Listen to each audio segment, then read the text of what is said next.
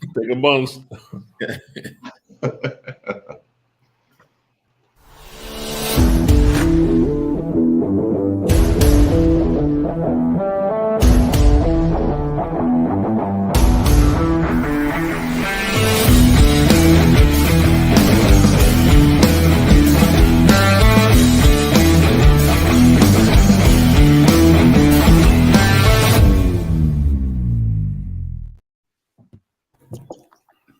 Good evening and welcome to this edition of the IronStats.com Sports Show. I'm your host, Earl Baisden. Joining me as co-host Jason Juggling J. Ford. And this evening we start off taking a new ball is the current president of the St. George Cricket Club, Mr. Neil Painter. First of all, Juggler, we've known Mr. Painter for quite some time. Passionate about his club. Put many things on the line for his club over the years. Mm-hmm. Give me your sense of what when you see Mr. Painter, what do you see in St. George's Cricket Club? Well, first and foremost, good evening to everybody. Mr. Painter, first thing comes to mind is passion and the love for not only his club but his community. And I think that's the true essence of what our workmen's clubs were built on. Right, mm-hmm. Men in our community that had the passion to bring people together as a community, and that's what the club was to house, that essence. And I think, watching, his administrations over the years and working alongside him, obviously with the cup match, I see that, and I know, and I actually see people. The good thing about a leader, Earl, and this is I tell people all the time, the great thing about a leader is not what they say or do, but who's following them doing what he's asked them. Right? Because a lot of times, as a leader, somebody could just bark and nobody follows, right? and unfortunately, in club life, it's a thankless life. Let's be straight up. But you realize you need a team on and off the field to make that happen. So when I see Mr. Painter, every time I see him, I know that he's been supported by some good people around him. And once again, the passion you see every speech. I mean, he cries every cup match. I know he's crying because he loses, but I understand why, but look for the tears this year. The tears this year be joyful tears. But I'm glad you bring that up, Juggler, because I've known Mr. Painter for quite some time. And a lot of people will know that we've known each other since youngsters. But Neil, the passion that you've had for St. George's Cricket Club, you have from the start. Yeah. A lot of people talked a lot of nonsense, and I call it nonsense. Even when you went to Dandytown to play a couple of years or whatever, but your passion for the club.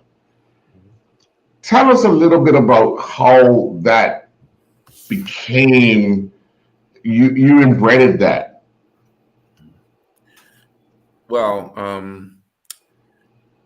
I guess, and that's a good question because I've never been asked that question before. and I thought about it. I'll be honest, I thought about it, but never been asked it. I guess, and as you mentioned, I did go to Dannytown and spend about 6 seasons there in my younger years. But I think the passion came from, first of all, my father. When it came to cup match, that was because obviously he wasn't really a member of St. George. He was a Wellington Rovers man. Yes. But this in St. George's knew what that means. But when it came to cup match and cricket, he supported the club. So that was my first initiation into the passion of cup match. And then once I became part of the administration, because I actually became part of the administration in 1980, when I first turned 18, I think it was 87. And then Caledonia, Calvin Leon Smith, the great Caledonia. The great one. took me to an AGM and I was 17. I was turning 18 in November, and he just said, come up. Because I worked with him at NASA Tracking Station in the maintenance. And he said, just come to the AGM. I'm like, okay. And I came up there, sat for a little while. And when they did the roll call, obviously my name weren't on the list. So they said, young Painter, you need to leave. And rightfully so, I left. And the next year I ran and I was on the committee, and I just went on management. And from that point, the passion for and learning about everything what the club was about created that passion for me. And thing about it, about a year later, I went to Dandytown, but I still, as you know, Earl, was only management of St. George's. So only management. Yeah. And then when I went to Dandytown, I stepped on, and then about a couple months later, year later, I went to university. And then I was coming back. There was cricket season. It wasn't football season, so I wasn't playing Dandytown. I was supporting my club. Pure St. George's. in Camp 5 in the Satsuma Posse. That's right. Right on the band. So the passion became, and we just became more passionate. Our league team was doing well. Obviously, we had the cup. And then from there, when I got involved in youth coaching, mainly football at that time, and just seeing what the aura around the club, the seniors that were around there, and when I became more involved in administration, particularly after university, myself, I took it to another level with my own self, but mainly my father gave me the passion for St. George's, and then seeing all the success that we were having as a club and as a community sort of was ingrained in me as a young boy, and it just ballooned from there. Jay, I've got to tell you this simple story. Neil was a youngster, me, senior player, and we were together. We wanted to make sure that St. George's had every and anything that they needed. We were on the roof of St. George's Cricket Club trying to make sure the lights were in the, remember that, Neil? The lights were in the right areas for training, preseason. I mean, and the thing was, the way I think, the way he thought and the way I thought was, if we could just get everything right, we'll be all right to get the guys out to train, kind of thing. And from there, it didn't work out that season. However, we both learned a lot about club life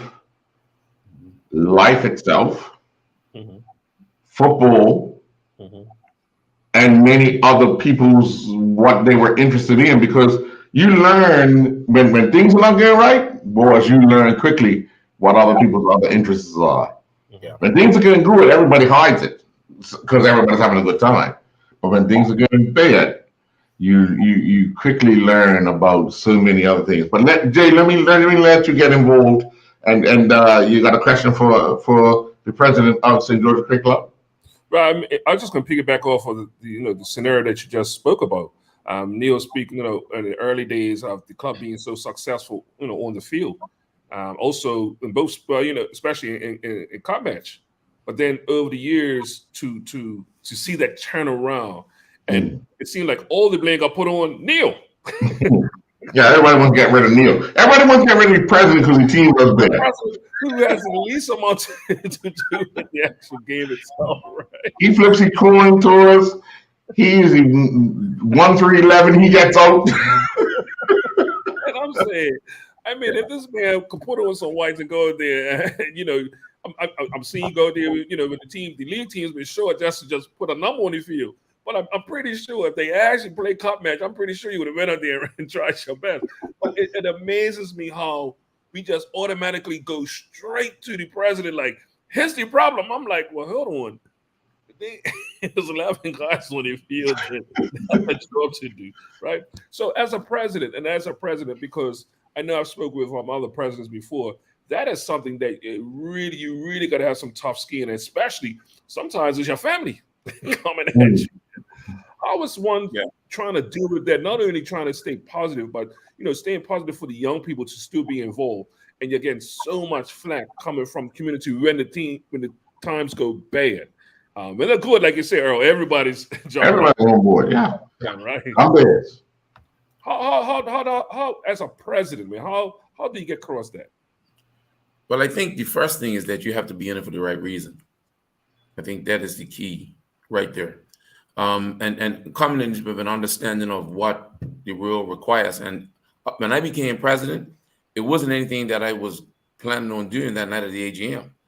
because Red De Silva was stepping down, and he, in all his 3 years as president, I was his secretary, and he said, "I want you to be president." I'm like, "Red, no." I said, "I'm just going to be secretary for a few years, and then if it happens, it happens."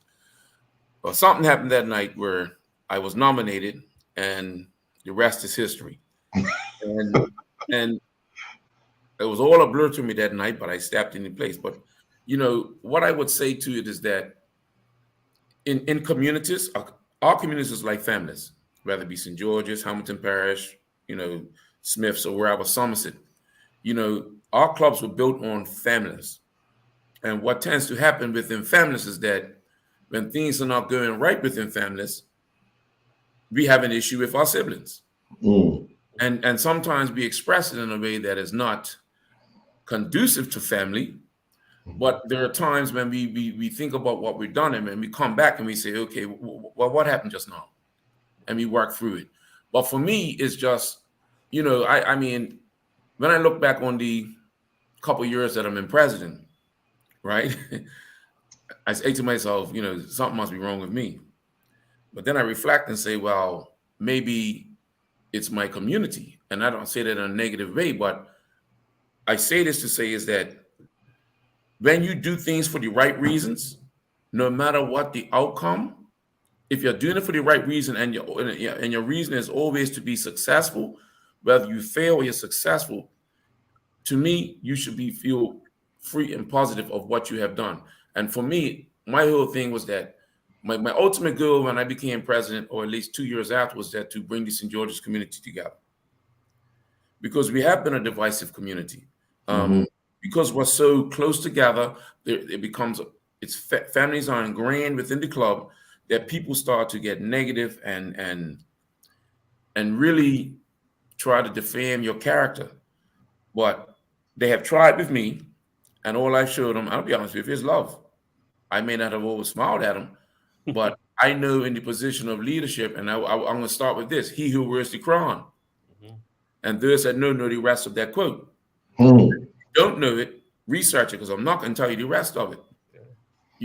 So for me, it's been an honor and a privilege. It's been a challenge, and sometimes you go home here like, why am I doing this? But because for me, and this is Neil Painter, because I'm doing it for the love of my community, this is why I continue to do it. And I'm only here because my members want me here. Now, they said no. We have an AGM every year. We haven't had one. This one that just coming up was our first one in 4 years. One we had prior to COVID, we didn't have one or two, and then COVID came, and then after COVID we didn't. But we have an election every year. And I'm gonna let people know, I don't make that choice to be president. The only choice I make is to accept the fact that people want me to be president. And I'm here because of my members. And that's it. Yeah. Neil, you mentioned something that resonated with me back in the 80s, 70s, and 80s. And that was the divisiveness of as much, and we felt as strong as the Eastern Soccer League was, because it galvanized a lot of clubs around St. George's and Hamilton Parish and Cleveland County. But it took away from St. George's Cricket Club. It took away from St. George's Colts. When we started looking at how when that league sort of disbanded, and the only club that was really left was Wellington Rovers, and they hung on it as long as they could.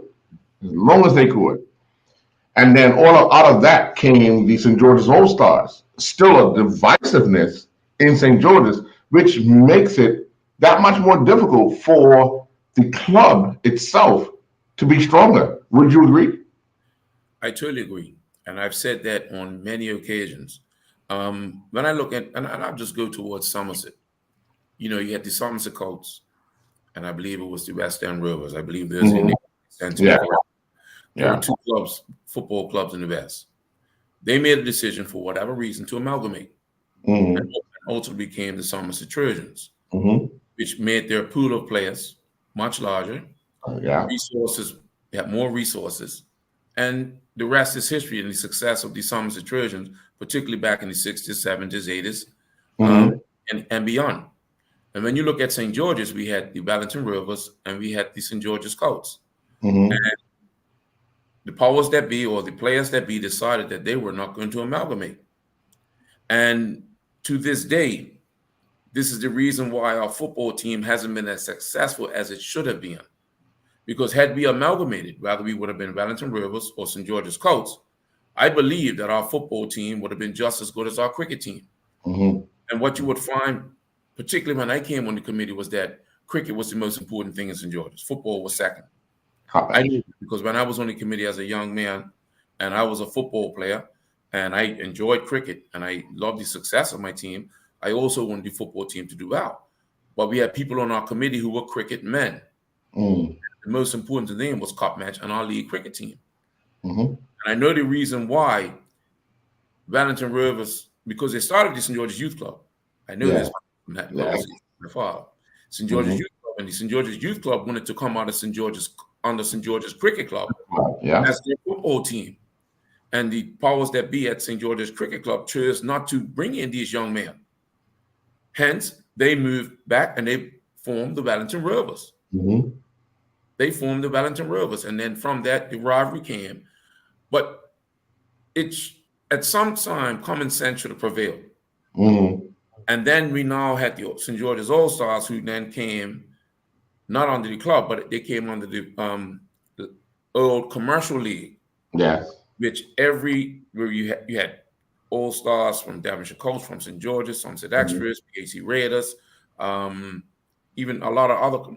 But what happened was all the other clubs that had that didn't have commercial teams, but people were playing under the premises of them, affiliated with the clubs, came under their club and became affiliated. There was only one community, only one community in this island where a St. George's team came on and they chose not to come on the St. George's Cricket Club.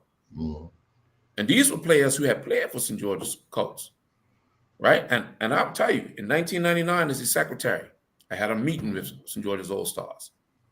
I asked them to come under the club. We didn't want to run it because we just wanted a club under our club, our master's team. They sure is not. In 2002, when I became president, I had another meeting. Still chose not to do it. But I would say, gentlemen, time heals. I would say heals all wounds, but common sense prevails. And I would say this because we've had meetings with St. George's All-Stars. And they will be coming on the club in September of this year. That's a great positive move. What we're going to do is we're going to take a quick commercial break. When we come back, we're going to have more with the St. George's Cricket Club president, Mr. Neil Payne. We'll be right back.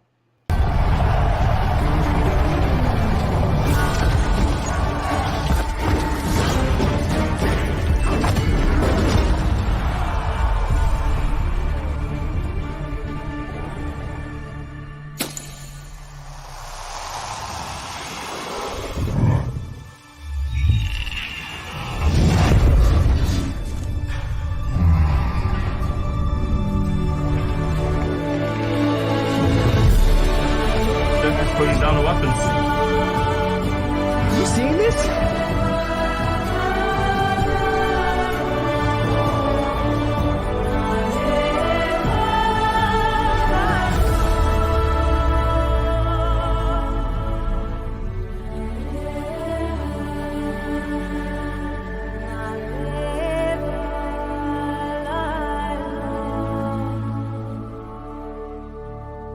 John Barrett & Son is bringing us something fresh and exciting for the new year.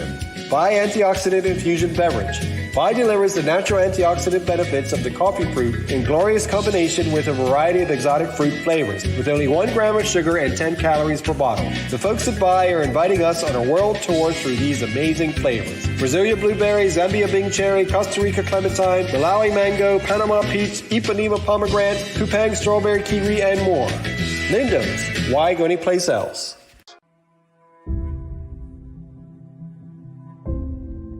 I'm also thankful and grateful because my greatest value of my life is my legacy. But why I do it? I feel supposed to do it. I was put here to be here. to do what I'm doing right now. Once I see somebody moving, it's the greatest joy for me.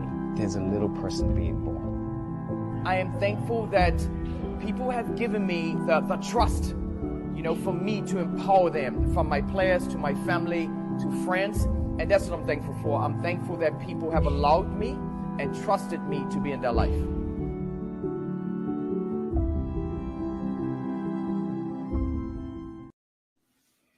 And welcome back. We want to thank all those that are joining us, especially those that part of the word for tonight. Jay, you have a question for the president of the Rotary Club? Most definitely. On a lighter note, I was just saying on a lighter note, Neil, with the rich history of St. George's Cricket Club, and you've been president now for 20 plus years, who were some of the people that you've stood on the shoulders of? Because I'm pretty sure a lot of great men, a lot of administrators have came before you, and just for people who you've looked up to, whether their leadership styles or to even get good advice from. Well, I would say the one that got me involved in management was Calvin Leon Smith Sr. Caledonia.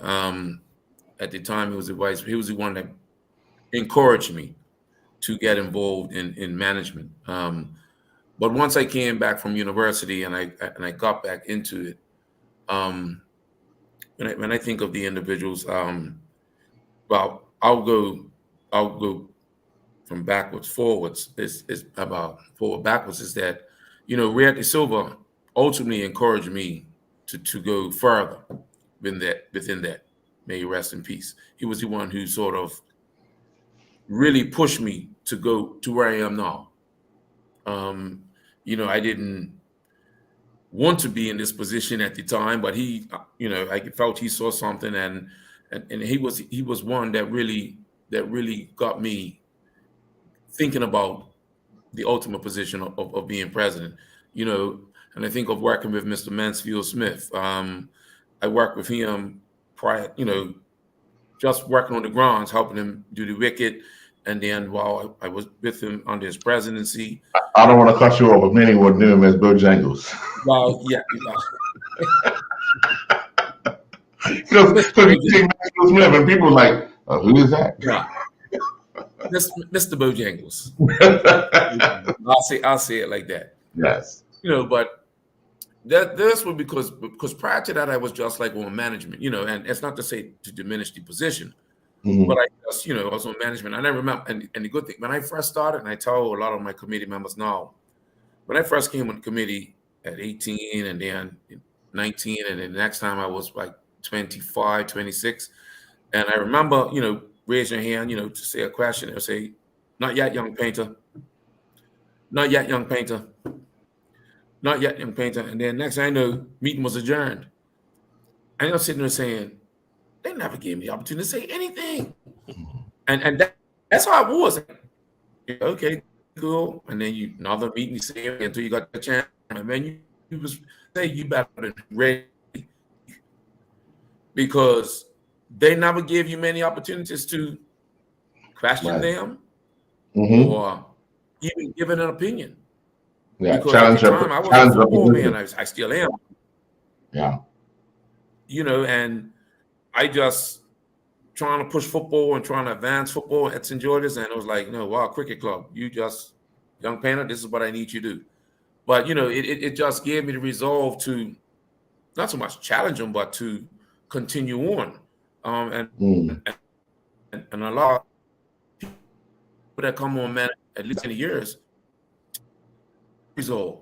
Some do. But the minute they don't get their way, figure like, this is not for me. But, it took me, I've been involved as president over 2 years, and I've been on management probably close to that prior, but Mansfield Smith was one who really, Mr. Bojangles was one who really encouraged me initially.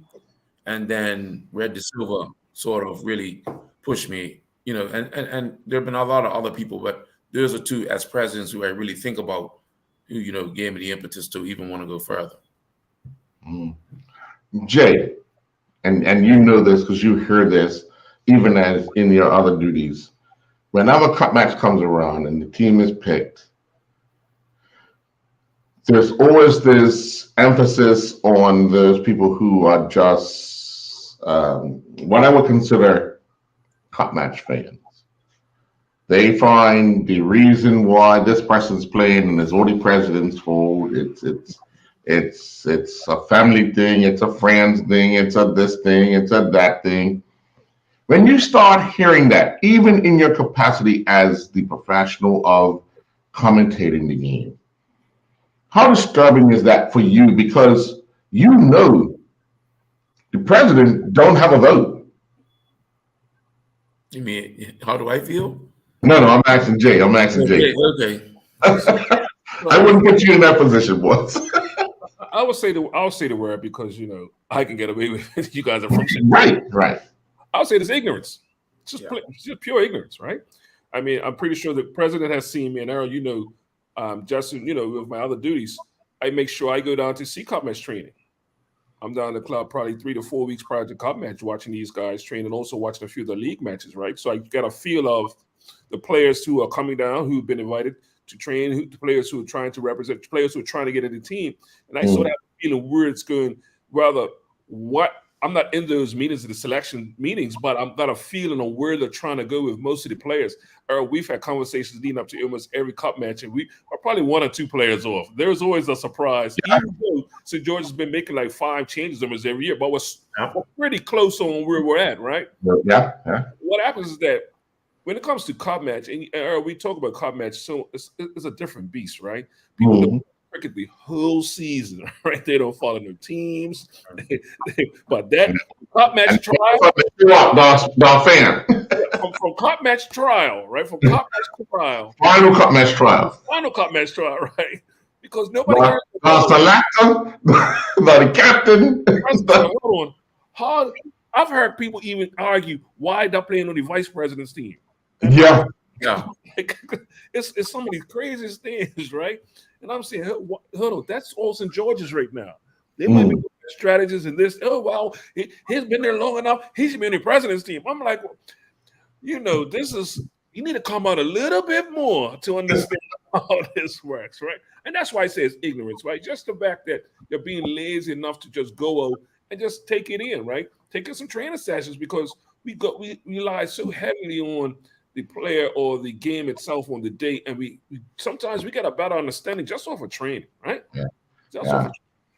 Well, let me just say, I've been doing Island Stats just a little longer than the president has been the president of St. George Cricket Club. But one thing I've noticed about Bermudians, it's easier to be negative at the start.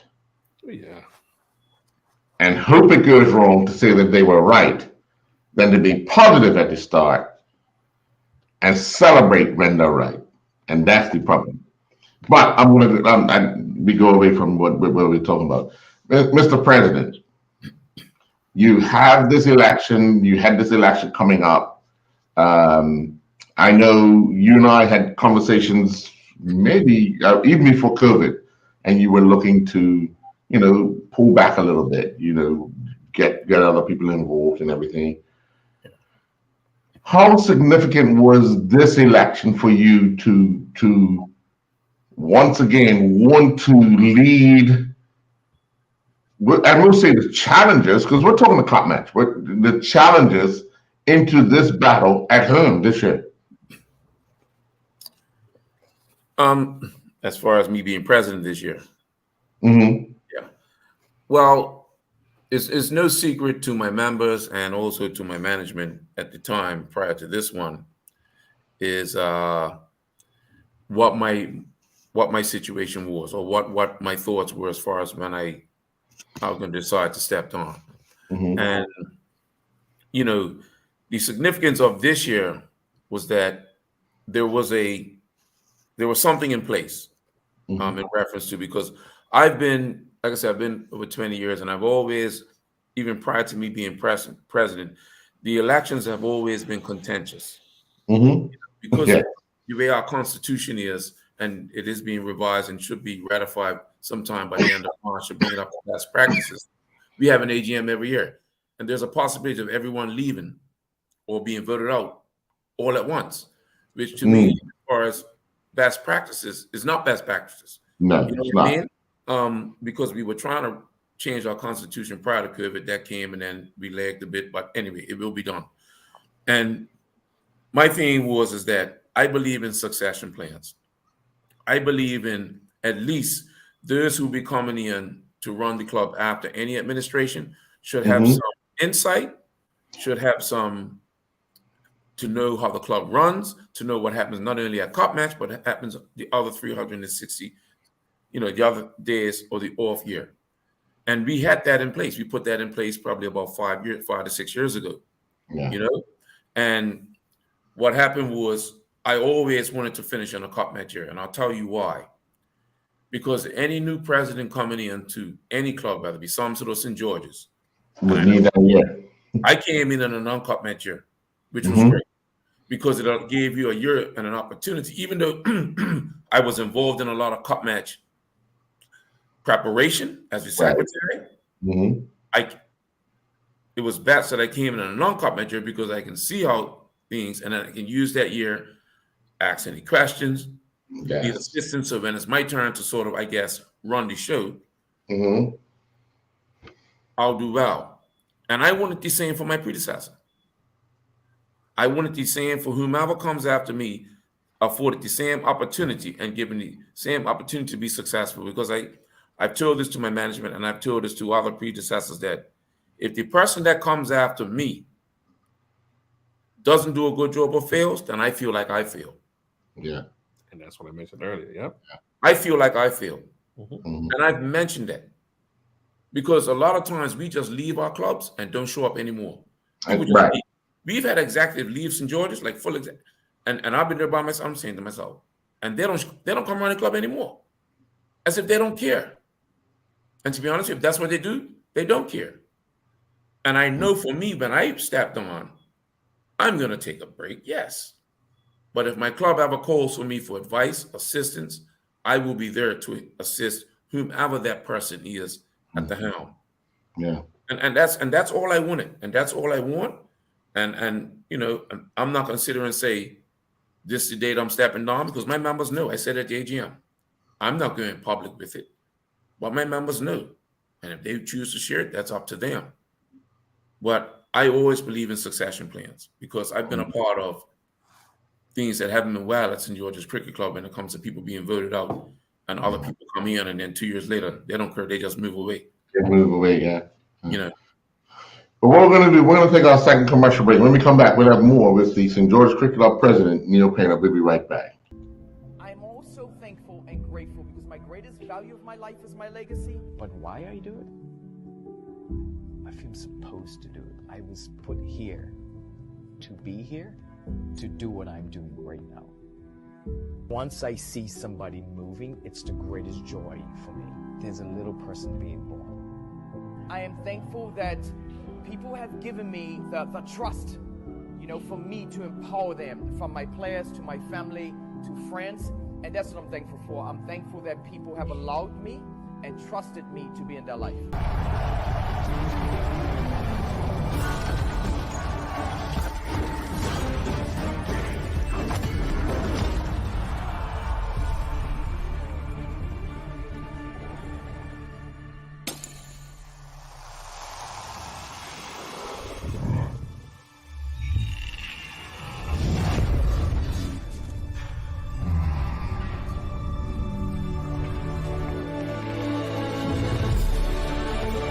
Putting down the weapons. You seeing this?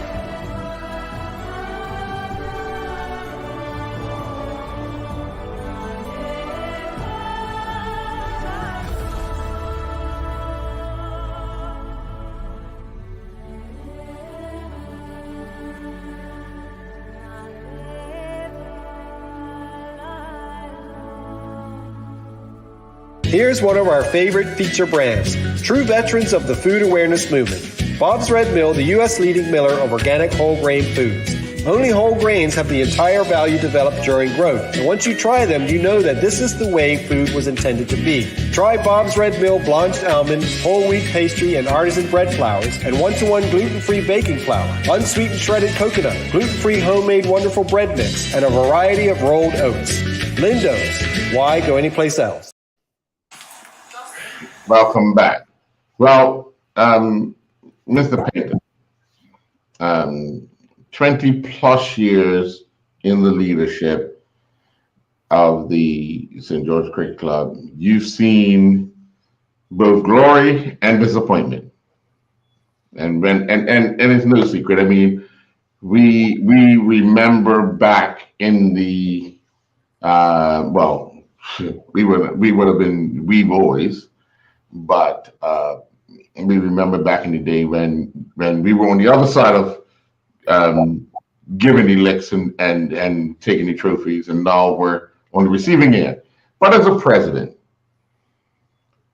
going into every cup match, and with the anticipation and the hope and the belief that the team that's selected will be able to do the job. But as you, the president, over the last few years, how have you felt going into the Classic? Well, I mean, on the surface, every year I want to win, and I'm optimistic. And I'll be honest, there are some times when teams are picked that I'm not totally in agreement with. But at the end of the day, whatever team comes out, I support. That's just a natural feeling for us as humans. You know, I would never go and say I was against this team because they had Neil Painter in it, or I didn't think Neil Painter should have made that team. You know, irregardless of what the team is. You know, I've always said this, you know, we've made some mistakes in St. George's. And our mistakes have been is that we were looking for too many quick fixes. You know, some said are successful because they picked a team, they took the licks, they let them gel, they let them get together, and then they formed this formidable unit. What we have done since 2013, since 2012, when we lost the cup, and then 2013, we have chopped and changed and chopped and changed. We haven't never allowed a team to, or at least a unit or a body of that team be cohesive. Yes, you make 1 or 2 changes, but we made some wholesale changes over the course of the last 10 years. You know, and that's been, and I've made that. This probably maybe the first. No, it's not the first time I said it public, but I've said it to my selection committee before. You know, when we made changes after 2012, we had some youngsters in our team that we kept them in the team. They may have, and some of them still are playing now, but they had got dropped the following year. You know, that was ridiculous, to keep it mild. You know, we need to get a nucleus of players who we're going to stick with for the long term. You know, and I know Somerset's got the accolades now, and I think why it hurts so much and why people think the way they do is because of social media and because we had be able to see it firsthand. Because if you go from the 60s or even just from 1979, you think about how many years we had the cup between, let's just say between, I believe, 6 to now. We lost it. We lost it in 79.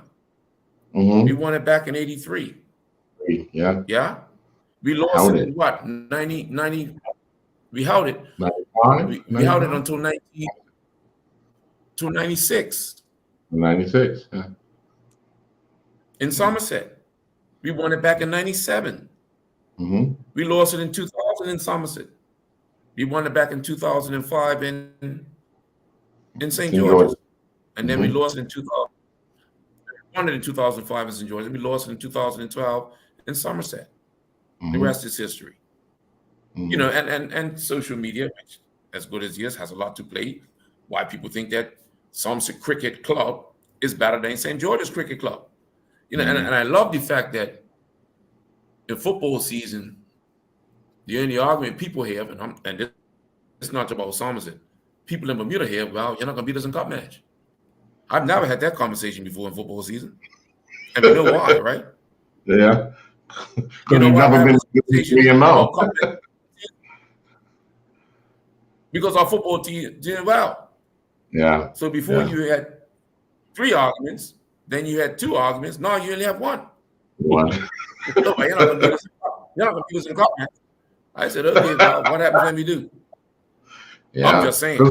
You know, I always say, and Juggler will attest to this, and I always say, there's only 2 teams that play cup match, and eventually the other team has to win. You'll win. It's inevitable. Jay, you have another question for Mr. Painter? I'm going to cupcakes, but since we're on cup match, first and foremost, I just want to thank your committee, what you guys done to achieve to get cup match played through COVID, man. That was trying times, and I just want to thank on the bottom of my heart, man, to really what you guys done. The hurdles that were thrown at you, the goalposts kept moving. I felt like it was every week. I'm saying, what? Oh, like what? How? What? And you guys, you're not referring to the first press conference that the cup holders refused to play. I'm good. I'm just starting just with the COVID period. Yeah. Let's start with that period, right?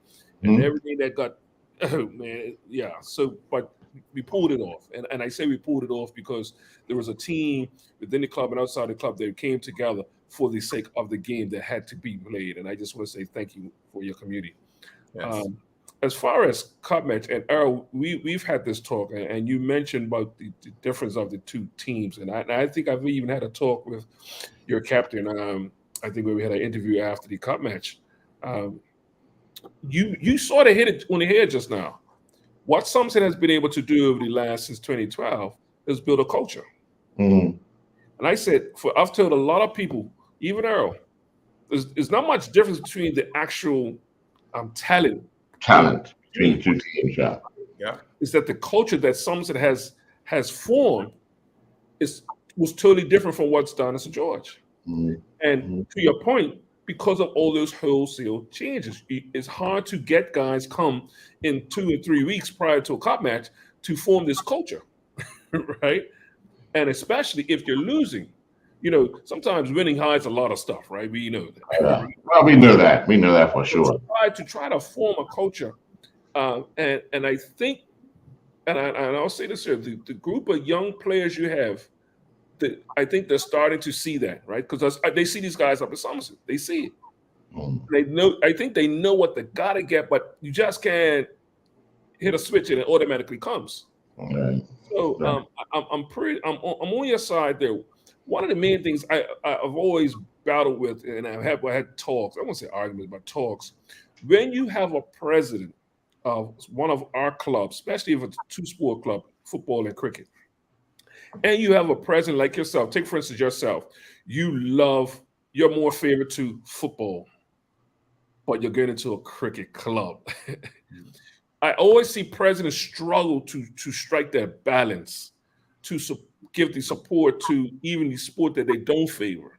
And I'm not saying them personally, but the resources and committees, you normally see those clubs struggle for the balance to give the support to both sports. Can you speak of those challenges? Because I know you've even down in St. George, you got to have those challenges of what, oh, you guys get the cricket team this, what about us? Or you get the football team this, what about us?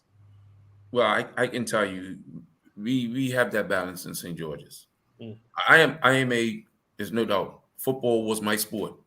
I also played cricket, and I also enjoy watching cricket. And I also understand that football and cricket are part of our club, St. George's Cricket Club. So to me, as the president, I don't believe we have that issue, because I believe in giving equal amount of effort and time to both sports. And I know when I first came on the committee, that wasn't happening. Football wasn't getting it. Cricket was getting everything. And all my job, all I did, because I became the sports chairman, was to give football the same amount of opportunities and rights as cricket. And it happens because we're a cup match club. It sometimes you can say, oh, cricket gets everything. Cricket gets overwhelmed, yeah. But I can tell you at St. George's Cricket Club, and I will challenge anyone, that football and cricket have the same amount of effort and time, have been given the same effort and time in everything, even in these losing seasons. And I would say, since I've been involved in the club from an administrator, not just president, that football and cricket have been given equal time and effort.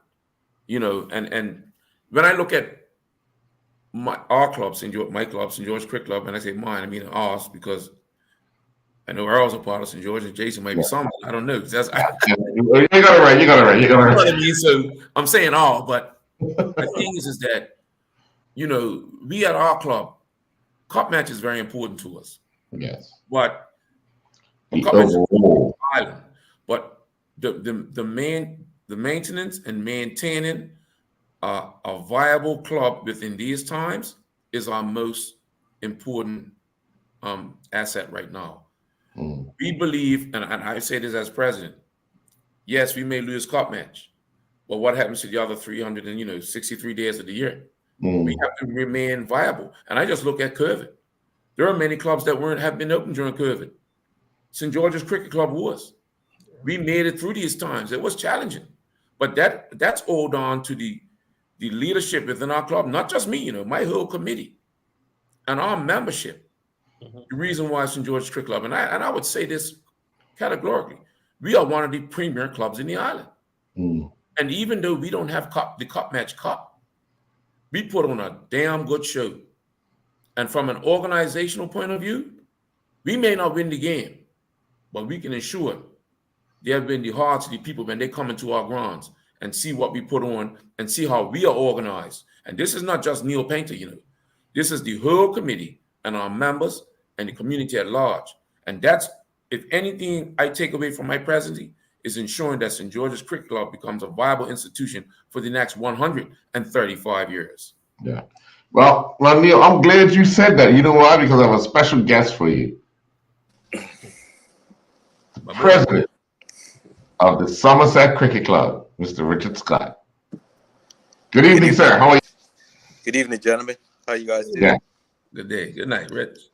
I wanna thank you very much, President of Somerset Cricket Club. You guys are celebrating your anniversary week, and we wanted to bring you on to talk about that. But Mr. Painter segued into something that I think is special to the two clubs, and it's wanting to leave that legacy and wanting to make sure that cup match, after over 100 years of us being involved, where we are today, to ensure that this goes on for another 300 years.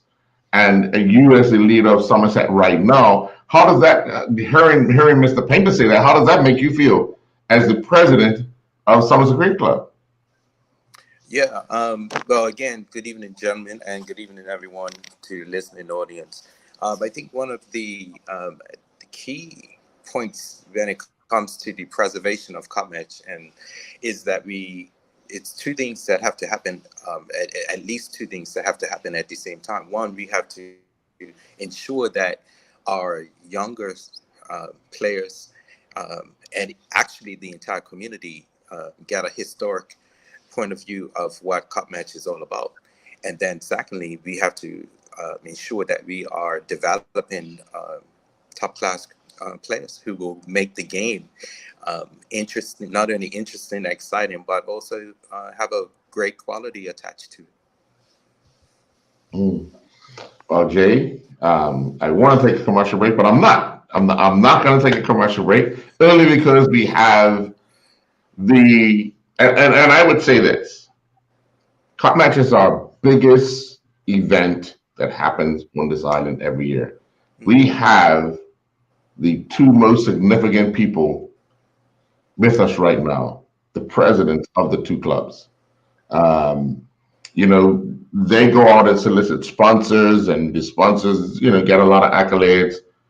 But at the end of the day, it is these two gentlemen that have to ensure, whether they're hosting or whether they're the away team, the game goes on. So do you have any questions for these two? Yeah. First of all, I'll be the bad guy in the room right now because everybody wants to put a smile on their face, right? But I think to really know what cup match is about, and the historic sense of it. It started with a game, right? A picnic and a game. Well, 120 plus years later, it's now an event, right? That is given so much joy. And we saw that over COVID, gave so much joy when there was so much sadness going on in our community. Everybody was begging for us to come together for Cup Match.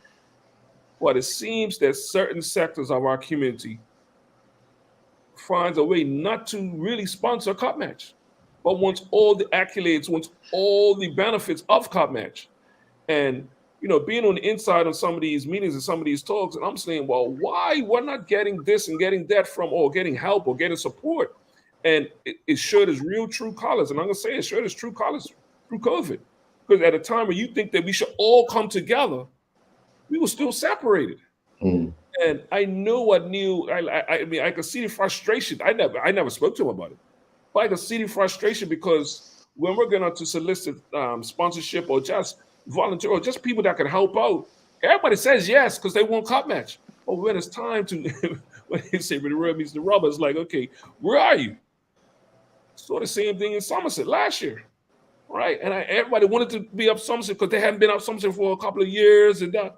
But then when you look around, you saw these same people trying to help out and do this. I mean, the job is monumental. How you two presidents going to try to galvanize not just your fans, not just your membership, but also the private sector, private and public sector, because it's ours. We keep saying Cup Match. How much money comes in the island during Cup Match, and government uses all these Cup Match pictures and this. But how can we get more people to really buy into Cup Match? I have an answer, but I'll rather not have that answer right now. Earl. I know, but Mr. Painter, you can go ahead. You and I will have that conversation after we get up here. Mr. Painter, as the host. You want me to speak first? Yeah, as the host. I thought you was going to allow Mr. Richard to speak.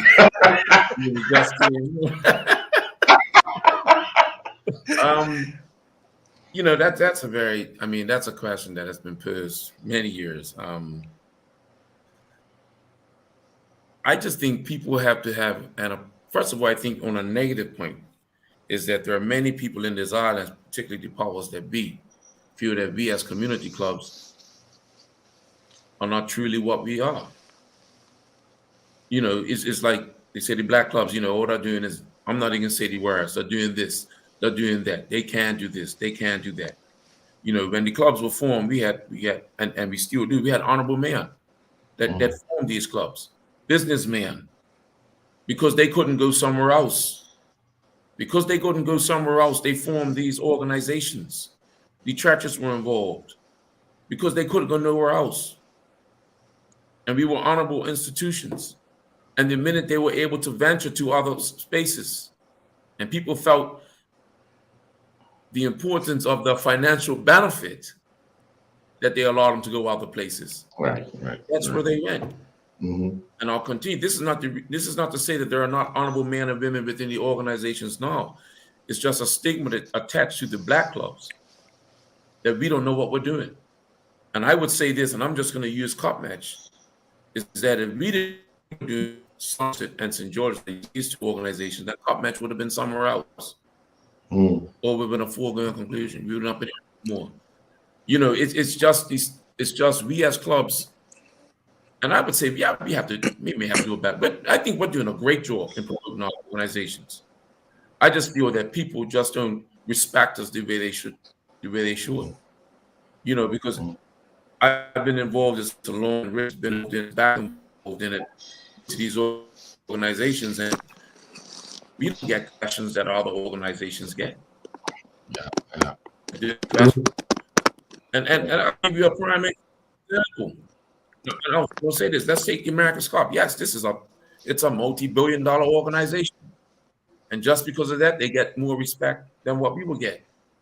But yet, and they will get more finance. But yet, we're held to the same standard at a Cup Match as the America's Cup was held at. And we did a damn good job, and even a better job when it came to health inspection. All these things we had. And I went to the America's Cup and watched, and I looked at certain things that were being swept under the carpet, And when you came down to my club to say, I can't have that extension cord like that, when I saw it within a restaurant at the America's Cup, and I love sailing. I'm on a commercial quite often. Yes. I love sailing. This is nothing against sailing. This is against that we are held to a higher standard with limited resources. No, sorry, we're held to the same standard with limited resources that a multi-billion-dollar company pay us and giving more money. We don't actually give us money. Why actually give us the resources that we can ensure that the event continues at a high standard, because our clubs weren't built with the infrastructure that the way cup match is going now. Cup match has evolved, and has it evolved because of big corporations or because of government? It's evolved because the gatekeepers, including of some citizen George, have ensured that the event is successful. I can go on further, but I'll let Mr. Okay. Mr. Scott? Yeah. How do you follow? Yeah. I think that it's going to take a holistic approach. I'll tell you what, one of the things that I think that we could take away as a positive is think about how things evolved, how the first cup match even started between the two largest. Just like President Painter said, it was because, there was a certain sector of people that weren't accepted in other places. So hence, cup match evolves as a result of that. And I look at it from the standpoint that, we're still evolving. Cup match in 2023 will look very different to cup match in 1983. And some would say that we're not moving fast enough. Well, we're moving as fast as we can with the limited resources that we do have. I believe that there is a significant amount of intellectual capital that is between both clubs that doesn't get highlighted, because not necessarily intellectual capital is matching actual, financial capital. And there's that challenge. But, to answer, Juggler, your question, I guess a little deeper would be, I believe that we're endeavoring to get to that place where it is I think it's a first class event now, for our culture. And I don't mean that in a derogatory manner, because I think sometimes if we try to over professionalize an event, it could potentially lose the cultural flavor to it. And I believe that we're doing in my estimation, I think that both clubs over the years have we haven't hit the mark every year. We haven't hit the mark as much as we would like to, but I think plus or minus a degree or two, I believe that we're in the wheelhouse with moving toward how we need to continue to develop the cup match product. Sure. Jay, I mean, I have to say this. I haven't been to cup match for a number of years, always, on international duty, whatever.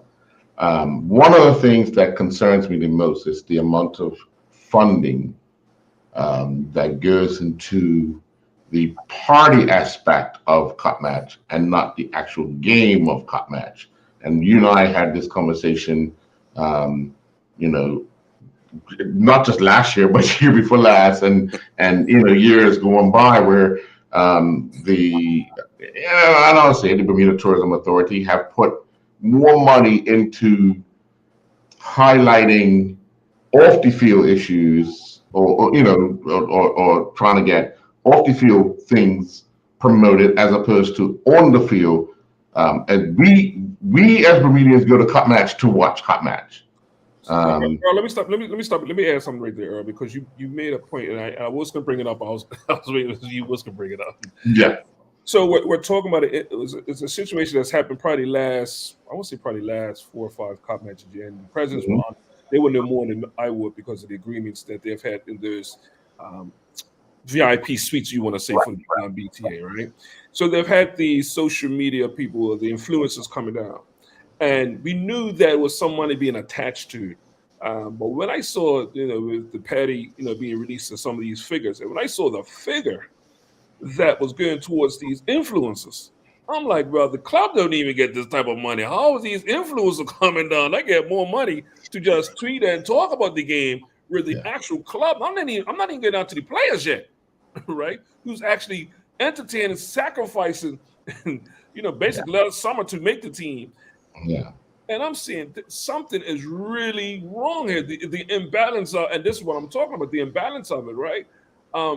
We're using the game and we're talking about the BT, but we're using the game as I want to say a pawn to sell Bermuda, right? Mm-hmm.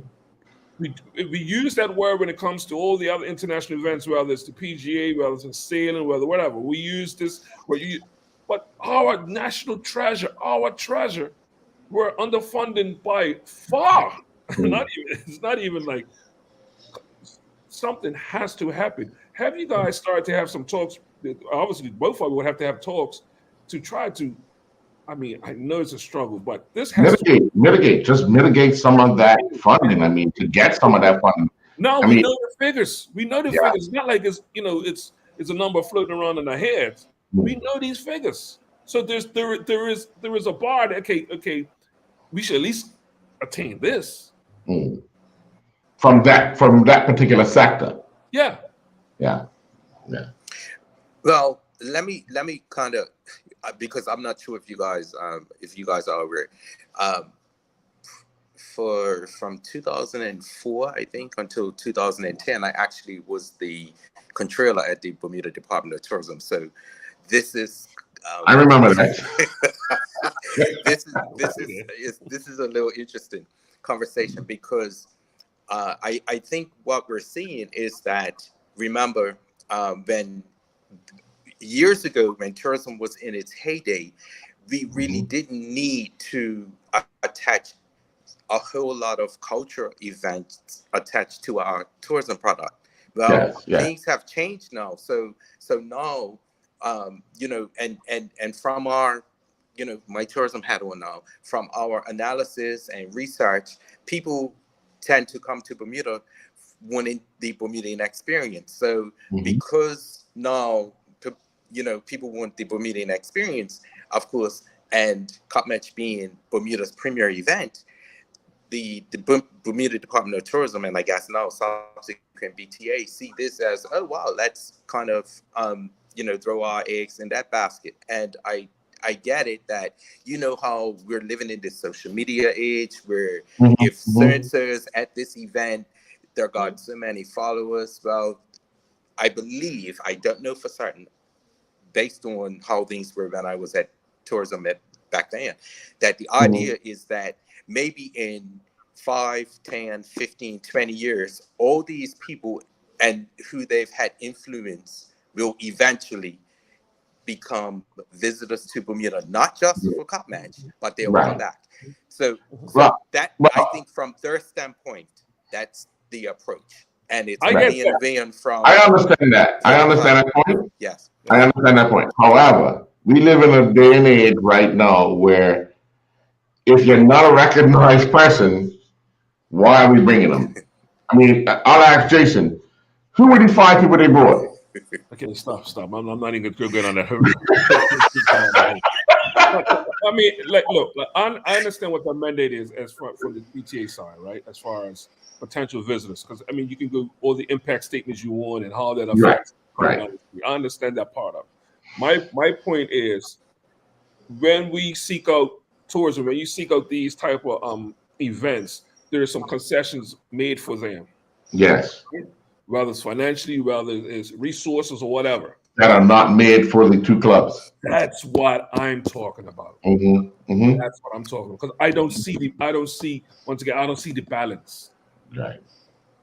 Well, I think the government will and both clubs have benefited from the government support. So, and I'm sure that their position will be that it's like anything else. If you agree to a certain number, for argument's sake, if I agree to receive $100, but then you later on offer someone else more, well, but I already agreed. So you're kind of, and I think that's the position that they were taking. Actually, I want to thank you for saying that, because I'm pretty sure, because I want to bring Neil back into this, I'm pretty sure that's how the negotiations are done, Jay. And then all of a sudden they say, well, you agreed to. Right. And I want to go on record and say I have not had to. The government funding has been, post my right. Yeah. My, you'll get to it next year. You have more. Yeah. Hey, Neil, he'll have more to say next year. or not. Oh. Well, let's put it like this. We already know the country's biggest supporter will be stepping down next. Is it this year or next year? The premier is Somerset's biggest supporter. So when's the election? He said he's not running. So we might have a East End down there. Well, we digress. We digress. But I'm glad, Mr. Scott, you joined us. I mean, Somerset Cricket Club is celebrating their anniversary week. You guys have a full slate of events going on this week. I'm glad that you're here with your good friend, Mr. Neil Painter. I believe you guys. Absolutely. Did you guys start together? Neil, you were how long in before Richard came on board? Or was it the other way? When I came on, Colin was president. Right. Okay. So you got introduced to Richard following the passing and God rest his soul, Mr. Colin Smith, the former president of Somerset Cricket Club. But you guys have borne this big understanding and relationship and so forth. And even when Richard departed the position, I know you two still stayed in contact and all. But just tell us a bit about that friendship and you guys' relationship and making sure, because a lot of people don't understand, the two clubs are joined at the hip, separated only 2 days by a trophy. But the minute that trophy is presented, you guys are back in it, because the two clubs have to make up match work. Yeah. Let me just, if I may, Richard, prior to Richard becoming president, I mean, I like I said, I came up many years ago on a few presidents of Somerset and being in cup match meetings, and I remember the days when it was very contentious. Very, yeah. Like you think the players were battling on the field? In the boardroom, it was probably worse. And people don't realize those meetings were held in January and February. And that's what I was. That's what I was brought up under. So when you're brought up under that, ultimately that's how you're going to be. You know what I mean? In certain situations, and I know Colin, my mate, may rest and so we had many battles. When I say battles, I mean in the boardrooms, which spilled out publicly. I mean, and not no personal battles. It was never personal. It was always Somerset and St. George's. If at that time the presidents were picking the MVPs. Right. Our battle, I think, was, I can't remember the year, but that's when Travis won and was against either Dennis or Travis. And back on, 2010. I think he was and and then so that was it. And then when Richard came on, obviously knowing Richard prior from a sporting perspective, and even so as friends, I guess because the relationship was already there was some form of a cordial relationship that when we came to the boardroom, it just spilled over. You know what I mean? And I must say, even prior to Richard, it was Red De Silva that sort of helped me in that direction. When I was secretary and when he was more cordial, and I used to get mad. I mean, our whole committee used to get mad, but I was saying about it. I was, man, what are you doing, man? You're letting Somerset do this? And he was like, Neil, it's a bigger picture. And he would explain to me, it's a bigger picture. And now when I became in that seat, I saw it differently. I saw it the way he saw it. You got like it's not just St. George's, it's St. George's and Somerset, and we have to do what's in best interest of the event and let the players battle. And all we do is ensure that the event and the organization of the event is a great success. And I've learned that through the years, but growing up under that and then having to develop and change, metamorphosize, and that's where I am today. Before I let Richard go, I have to say my first time being in that environment was under Cleveland Fuller, and we were up at Somerset under Reggie Kerman, and I honestly thought these two guys were going to come to blows. I'm sitting there saying, "What am I watching? We haven't even built a ball yet." But at the end of the day, both of them said, "We're here for the betterment of the game," and that's what they were ultimately trying to do. They weren't trying to get no advantage with the club; it was the game itself, and they wanted to make sure. So, Richard, to answer Douglas' question, I guess the other really cool thing about Neil and I is that we play football against one another. I believe that we were overseas and university on football scholarships at the same time as well. Not playing against each other because Neil was at ODU. I think when I was at Leeds, great. So we and then when we were back from school playing, I think Neil was playing for Dandytown at the time, and who won the most games?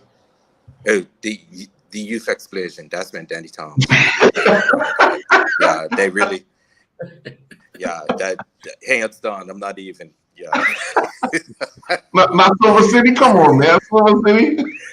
Yeah, Silver City was in transition at that point. Hey, you have to tell the truth. But one of my, I would tell you what, I came on board as the treasurer in I finished school in 92, I think in 1993. And then, and so I was amongst the contentious meetings, and I was like, man, it's not supposed to be like this. This is crazy. And the truth be told, I used to be like, man, these ill cats, all they want to do is like just shout across the table. It makes no sense to me. Where for me, I was like, can we just have like some civil conversation? Yes, we're going to have disagreement, but can we have some civilized conversation? So when it came to me taking over as president, again, because I was working at the Department of Tourism at the time, immediately I saw this as a cup match product that both clubs are producing. So for me, it was, we're going to duke it out on the field, but when it comes to this product, when it comes to cup match, no matter whose grounds it's at, we have to produce a first-class event, the end. And I've always, that's always been my it's been my agenda. It's been something that the team has embraced. Some people came up with that same DNA of just wanting to be contentious, but I'm like, guys, listen, this is all about the cup match product. This is about making sure that we are putting on a first class event for Bermuda, not just for Somerset people, not just for St. George's people. We're putting on a first class event for everyone, and I believe we're still evolving into that. Sure. Jay, I'm going to tell you, and I just try to tell you, and both of them have indicated the contentious meetings. Boss, sometimes, even as an executive member, you shut up because the president took over from both sides. And you be sitting there saying, my friend on the other side, that's not me. And again, at the end of it, it was almost like, listen, we're trying to move the game forward, but this is how we look at it from our side, and this is how we look at it from our side. And I'm so glad that now that guys like Richard and Neil have been presidents for quite some time. Well, Richard's just back. You know, for they have that on a short the, period. what's that? I'm back for a short period. Well, you're back until they get rid of you. You don't have to run. They just have to nominate you. As Neil said it earlier. Neil said, you know, as long as he remembers, you know, you might want to resign. You know, Jay is trying to leave this show. How many times, Jay? Or 40 times? You can't leave. You can't leave. Come around this house. Come. But I mean, just what you guys bring to the table and some stability to the negotiating part about cut match, because a lot of people just think it's just the 2 days, and I'm pretty sure we can break it down on both sides, whether you're the host or whether you're the visitors. And when you're the visitors, it sounds a lot easier. However, you still have a lot going on, don't you? As this year you would attest to, Richard. Absolutely. I mean, I've had 2 cup match meetings for 2024 already. Mm. So, but I'm looking forward to being entertained at Wellington over this summer and not hosting. You're playing. You're not getting close.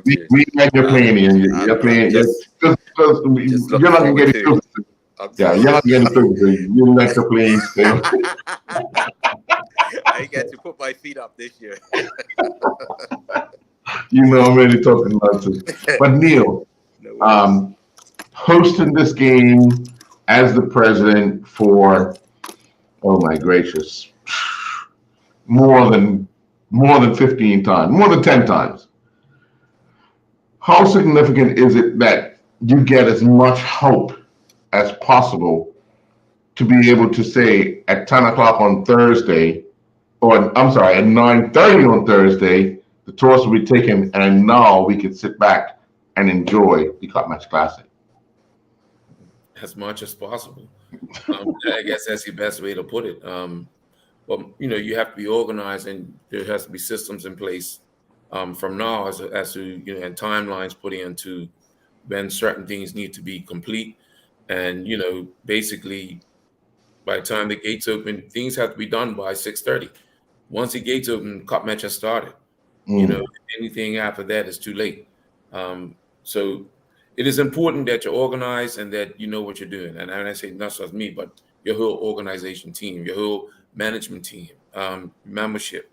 You know, for me, I guess the hardest thing for me this year would be with my new and I have with some new management team people, you know, is getting them up to speed.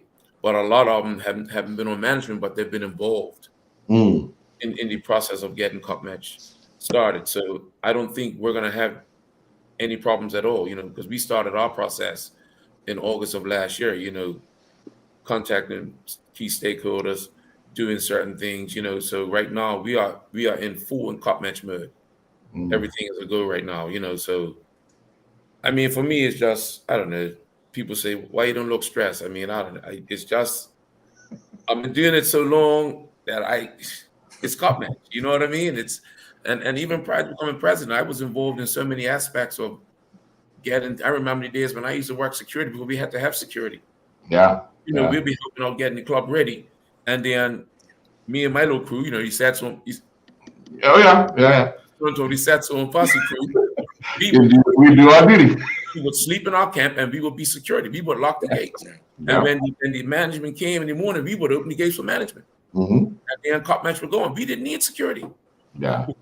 We were just the gatekeepers. Yes. And at nighttime, because we stayed in our camp overnight, we locked the gates and we enjoyed ourselves. And then we opened up the gates for the management to come back through. You know, so it's not easy, people. But if you've been doing it for so long and you have a system in place, it becomes easy. You know, but it is ever evolving. And the most difficult thing right now, the most challenging thing, is all the policies and procedures that have been scrutinized with when it comes to organizing cup match now. And during like Mom Juggling said during COVID, like, you don't know how many hoops. They don't have that many hoops in the world. You know, and we were put so much to the task, and it wasn't our fault that we took so long was because we were ready for the task, but because of the bureaucracy within government took so long to give us the okay to do certain things, it made our job a lot harder, but we still stepped up and we made it happen. You know what I mean? And it was very challenging, along with everyone who assisted us, man. Yeah. I must say, and I would contact Juggler during cup match. That particular cup match, I was in Japan, so we were 12 hours ahead. So I was waking up when the game was getting ready to end and reaching out and saying, okay, so what happened? What's going on? You know, but just knowing all of that. I mean, you know, we talk about the challenges of cup match. Neil, I recently had the president of Summer Creek Club, Mr. Richard Scott, on when he was reelected into the position, and he named out his committee. So, are you in a position to name out your current position committee? Oh, my committee? Yes. Yes. 1 second. Just want to make that. Yeah. Currently, obviously, I'll start from the top. Let me just get it real quick. All right, President, myself, Damon Walker is the Vice President, newly elected Vice President. Randy Bassett is the Secretary. Tiffany Hayward is the Assistant Secretary. They were there last time. Lucretia Matthews is the Treasurer. And then the committee at large is, let me get down because I don't want to leave nobody out. I don't want to do that. All right. Okay. Our committee at large is Jerome Hayward, Keno Simmons, Philip Anderson, Jalen Wilson, Onias Bascom, Carlos Greaves, Jelani Carlington, Stephen Jones, and Kyle Denbrook. Okay. Well, congratulations to all of those. Now I'm going to jump to Richard Jason just before I let you come back in. Richard, you're celebrating your anniversary. You started off with a church service on Sunday. We're now into Euchre night tonight. Yep, euchre, poker, dominoes. Yeah, euchre, poker, dominoes. I mean, I was invited up to play, but I said I can't. I'll wait to beat Somerset on this 2 days of cup match. I don't want to beat Somerset up. But can you just enlighten us on what the rest of the week of you guys' celebration entails? Sure. So well, let me just say, so we had a great turnout for our kickoff church service on Sunday at Somerset Methodist. That was very well attended, and then of course we then went over to the club for lunch.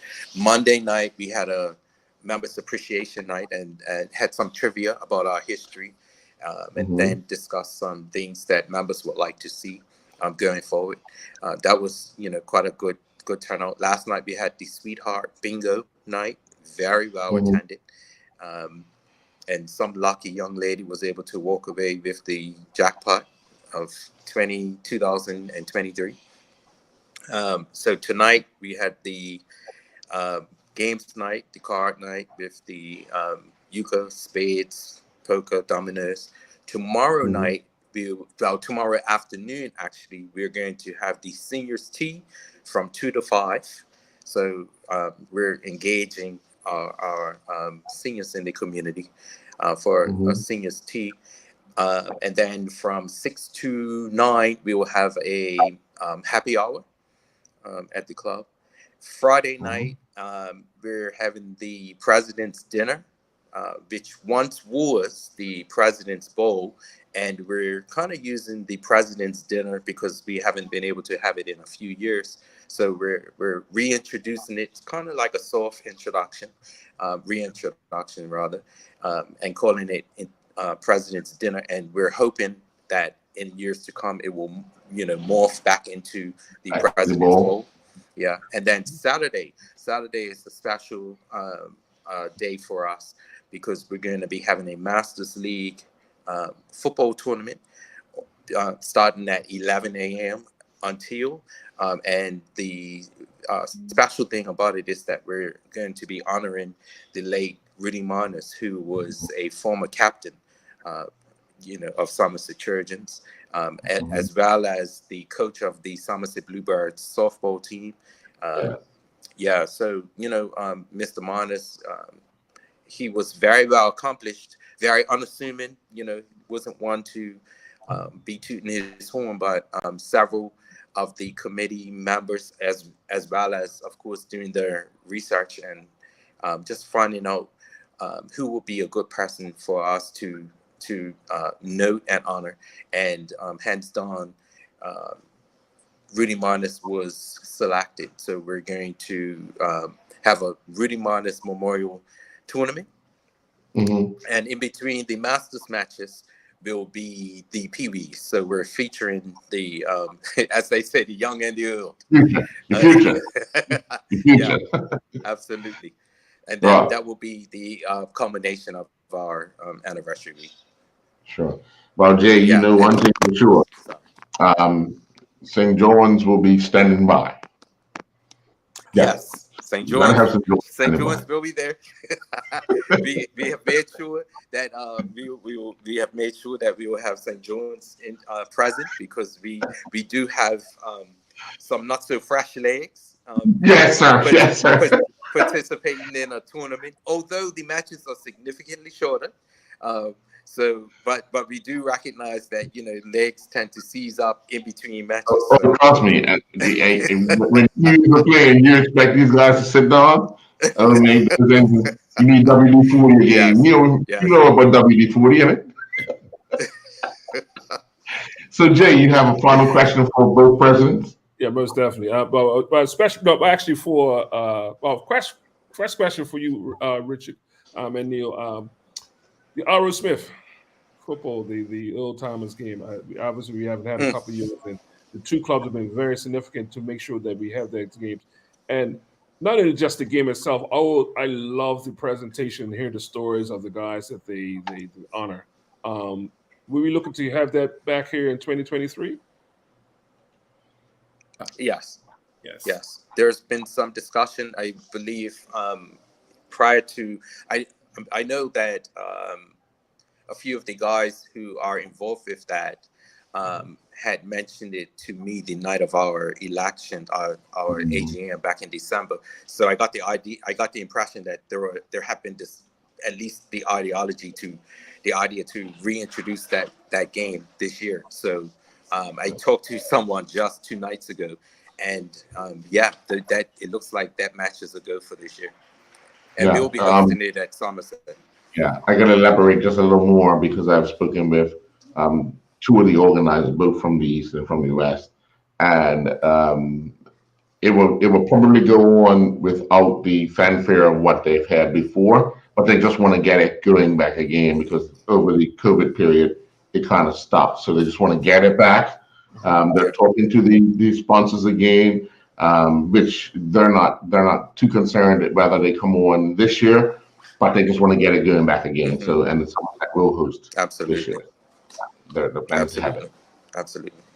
Also, Neil, I just want to give you the opportunity. Go ahead, Richard. I'm sorry. Yeah, Richard. No, I was just going to say, that so many people have actually looked forward to that match. That that we got a bumper crowd at both venues. Whenever that match is played, you got a bumper crowd. Yeah. So Neil, the club had posted the applications for vendors and obviously people involved in cup match. Can you speak on more of that? Because if they didn't catch it on social media, I want to make sure he gives you opportunity to what the applications are for cup match that you guys posted last week. Yeah, we posted a cup match listing. I believe it was in the papers. I know it was on social media, but I believe it was also in the Royal Gazette as well. Basically, anyone wanting cup match plots, viewing plots, concessions, anyone wants to apply for bartenders positions, cleaning, etc., they can just email the club. The email is actually on the app. It's sgcc.cupmatch@gmail.com, and all applications and submissions must be in by March 17th. Well, we want to wish you, Neil, all the best in hosting. We want to wish you, Richard, all the best in. I don't know if I want to wish you all the best in retaining. Like, come on. We wish him safe travel to St. George's. Say it, Earl. Say it, Earl. Say your chest, man. Say I want it. to do all the best in bringing the cup back down and keeping it in this. Save your chest, man. Save your chest, man. But you know, I mean, the banter that we have, that all of us have, I really appreciate it. You know why? Because we can all talk about how we want to win it, and we know there's only one club could hold the trophy at a time. And I honestly believe that the respect that is given, and Richard, I have to commend you all the time. I mean, Neil and I have known each other for a long time. You and I have gotten to know each other over the years, playing against each other, and then getting into this field that I'm in. But the understanding of that banter, I mean, you take it well. I don't take it as good as you know. I'm not even going up to the top corner with Juggler because Juggler's been teasing me since 2012, and he claims that the rot's not over yet. But I told him, I said, listen, in the two teams, you come short just 1 year. It's always next year, Earl. It's always next year. Oh no, this year. Okay. Listen. Even if I have to come back and play myself, let me share this with you. It's interesting because now being back in the seat, I can't have the cup match banter that I have with my friends, right? I have all these years I've been having crazy banter on Facebook with right. Gildan Gilbert, Charles Jeffers II, these guys, they come at me every year. I'm like, you all do realize that you haven't had the cup for a while, but you come at me like they throw javelins at me, So on December 1st, well, the 2nd, because the meeting was on the 1st, on December 2nd, they were still taking pot shots at me. And you had to decline. And I took one back, and they were. I drew a javelin back, and they were like, "This is not becoming of the president of the club." And I'm like, oh my goodness! So I'm once again, I've just got to take this, Well, let me just say, Mr. President, throw stuff at me, and I'm just got to be quiet. I'm like, yeah. Let me just say, Mr. President, this is how some people feel. Someone's got a new president. The cup will change hands. Okay, wow. You know what? Last week people felt good. This week they feel hot. Feelings change.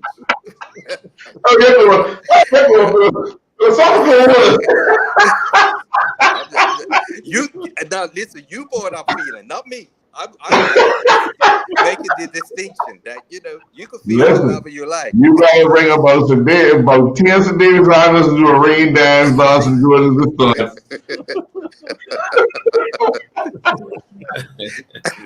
But I honestly, from the deepest part of my heart, I want to thank you guys for joining us.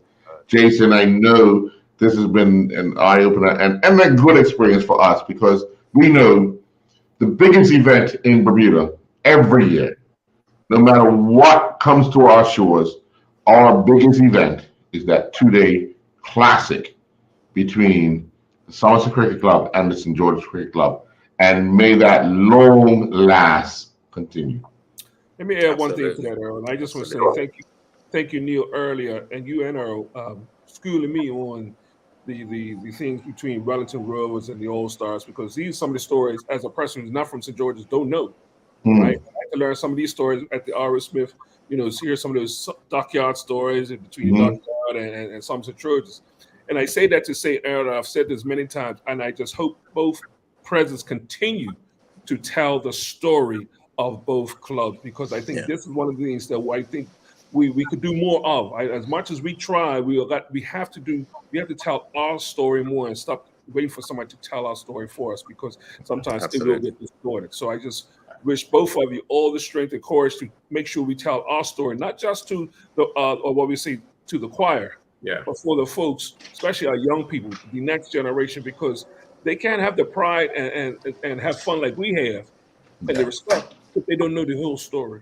Right. Yeah. So hopefully I going understand. forward, we tell our story. Thank you. Absolutely.